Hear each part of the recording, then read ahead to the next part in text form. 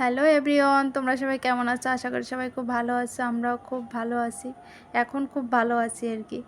এই 2-3 দিন ধরে প্রচণ্ড গরম, তো গরমে রুমেও টেকা যাচ্ছে না আর কি। তো আজকে হলো বৃষ্টি, দুপুরবেলা থেকে মেঘলা মেঘলা করে হালকা পাতলা একটু বৃষ্টি হয়ে গেল, এখন থেমে গেছে আর কি। কিন্তু মেঘের রেশটা কাটেনি, যে কোনো মুহূর্তে বৃষ্টি হতে পারে আবারও। তো বন্ধুরা দেখো, সেই লেভেলের বৃষ্টি হচ্ছে, দেখতে পাচ্ছ তোমরা? কতটা কি দেখতে পাচ্ছ বুঝতেছি না। তো দেখো, বাতাস হচ্ছে সাথে বৃষ্টি। এই 2-3 দিন এত গরম ছিল, গরমের পরে স্বস্তির বৃষ্টি। দেখো, ছাদে গেলে হয়তো ভালো দেখাতে পারতাম তোমাদের, কিন্তু ছাদে সম্ভব না। একটু আগে গিয়েছিলাম, কিন্তু বিদ্যুৎ চমকানো দেখে ভয়ে চলে আসছে বাসায়।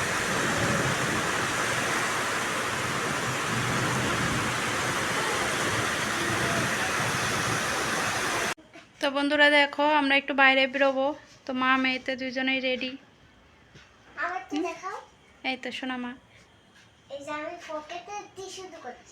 চলো পরে দেখা হবে। বাইরে গিয়ে যদি ভিডিও করতে পারি তো দেখা হবে তোমাদের সাথে আবার, তা নাহলে বাজার থেকে ঘুরে বাজার করে এসে তারপর দেখা হবে।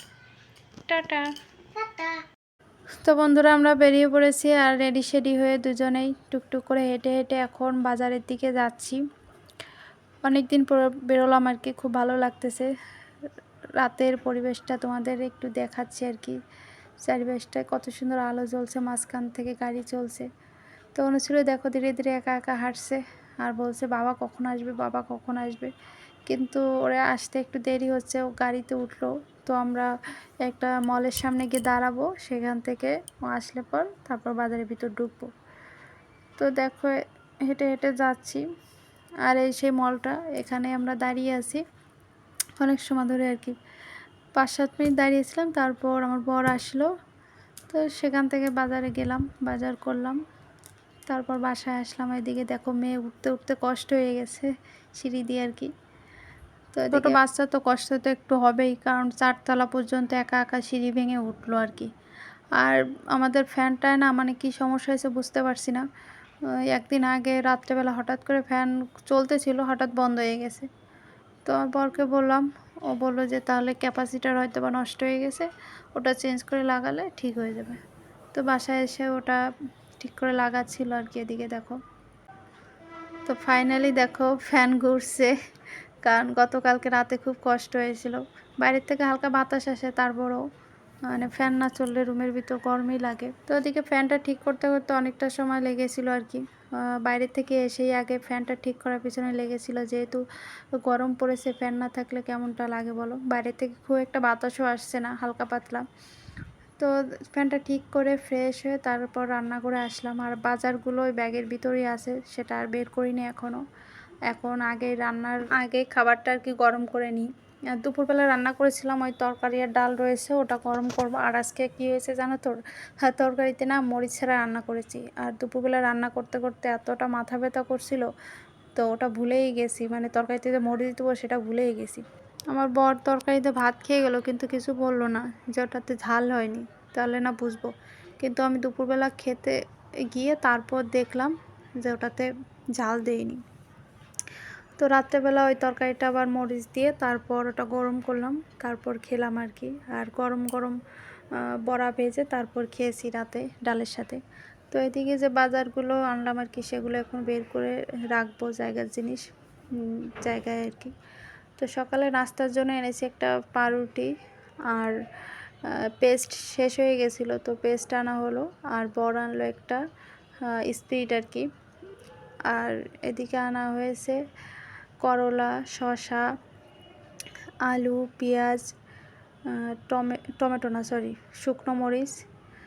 2 কেজি আলু আনা হয়েছে, আর 1 কেজি পেঁয়াজ আনা হয়েছে, আর শুকনো মরিচ আনা হয়েছে। এগুলো ছিল না বাসায়, তো ভাবলাম বাড়িতে যাব, তার আগে মানে এনে রাখতে হবে আর কি।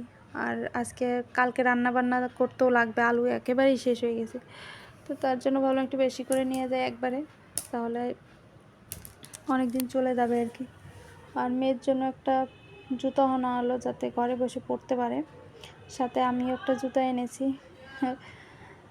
তো বাড়িতে যাব যেহেতু একটা নতুন জুতো কিনলাম। তো কেমন হয়েছে তোমরা কমেন্ট করে জানিও, ঠিক আছে। বাজারগুলো এখন গুছিয়ে ঠিকঠাক মতো রাখবো আর কি। আর মেয়েকে একটা পপকর্ন কিনে দেওয়া হয়েছিল, ওটা আর খায়নি, ও বাসায় নিয়ে আসছে, বাসায় এসে খাবে আর কি। তো এদিকে দেখো বড়াটাও ভেজে নিচ্ছি, এটা মেয়ের জন্য ঝাল ছাড়া আর কি। এটাই আগে করছি, আমাদেরটা পরে করে নেব। আর এদিকে দেখো সবজিগুলো গুছিয়ে সুন্দর করে ব্যাগের ভিতর রেখে দিয়েছি। আর ব্যাগের ভিতরে ওই সবজিগুলো থাকলে না গরমে মানে পুরো ভাপায় যেত আর কি। আর উস্তগুলো আর কি নষ্ট হয়ে যেত। শাক পাতা এরকমই হয়, মানে শাক পাতা কি যে কোনো সবজি পলিথিনে করে দেয়, তো ওটা ওইভাবে রেখে দিলে সকালবেলা দেখা যাচ্ছে অর্ধেকটা নষ্ট হয়ে যায়। তো এদিকে দেখো ওই তরকারিটা মরিচ দিয়ে আর কি একটু জাল দিয়ে নিলাম, আর ডালটাও গরম করে নিয়েছি। এখন আমরা খেতে বসে পড়বো। তো অনেকটা রাত হয়েছে জানো তো, কটা বাজে এখন, বাজে 11:30। তো 10টা বাজে বাসায় ঢুকেছিলাম, এসে ফ্যানের পিছনে অনেকটা সময় লাগলো। তো ওটা করার পর রান্নাবান্নার সব কিছু গরম টরম করে বড়া ভেজে সবজিগুলো গুছিয়ে রেখে খেতে খেতে 11:30 বেজে গেছে, অনেকটা রাত। তো আমরা এখন খাওয়া দাওয়া করে নেব। আর ওর স্ত্রী দেখো বলছে একা খাবো না, একা খাবো না। তো এত রাতে না মানে নিজেরও খিদা পেয়ে গেছে, তার জন্য বললাম যে ঠিক আছে তুমি এখন একটু খেয়ে নাও, আমি কালকে সকালে আবার তোমাকে খাইয়ে দেবো। তো খাওয়া দাওয়া করে একবারে থালা বাসনগুলো একবারে ধুয়ে রাখবো আর কি সকালবেলা, তাহলে একটা কাজ আর কি কম করতে হবে আমাকে। তো এদিকে ধরো রান্না করে থালা বাসন ধুয়ে ভুট করে রেখে দিলাম, আর রান্নাঘরটা পুরো মুছে নিলাম আর কি। তো আর এদিকে বরের জন্য চা বসিয়ে দিয়েছি রাতে, ওর একার জন্যই করছি আর কি। আমরা কেউ খাবো না, মেয়েও খাবে না, আমিও খাবো না, কারণ এই গরমে না চা একদমই ভালো লাগে না। শীতের সময় ঠিক আছে, একটু ঠান্ডা লাগে, গলা ব্যথা করে খাওয়াই যায়। তো দুপুর থেকে ভিডিওটা তোমাদের সাথে শেয়ার করলাম, ভিডিওটা কেমন লাগলো আশা করি ভালোই লাগবে। তো তোমরা একটু পাশে থেকো, ভালোবাসা দিও, সাপোর্ট করো, ঠিক আছে। আর ভিডিওটা ভালো লাগলে লাইক কমেন্ট আর শেয়ার করে দিও, আর চ্যানেলটা সাবস্ক্রাইব করে দিও।